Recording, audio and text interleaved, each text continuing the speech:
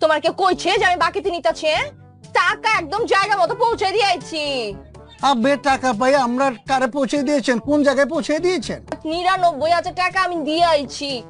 আবে টাকা পাবো ৯৪,০০০ টাকা, আপনি দিয়েছেন ৯৯,০০০ টাকা, এমনি তো বাকি টাকা দিবার পারেন না, তার মধ্যে আপনি ৫,০০০ টাকা বেশি দিয়েছেন। ৯৪,০০০ টাকা এটা তো আগের বাকি ছিল। আরে এই যে এখন যে বাজারটা আমি নিমু, এইটারে অ্যাডভান্স কইরা তারপর তোর কাছে আইছি। নে বাজার দে। আটা 2 কেজি, রসুন হাফ কেজি। সব তো লেহাই আছে, কি পরবার পারছ না গে? এই যে 200। এই কিরে, কি এর সদাই পাতি, কি এর 200 টাকা? কি হইতেছে এখানে? বাকি টাকা দিচ্ছে ৯৪,০০০।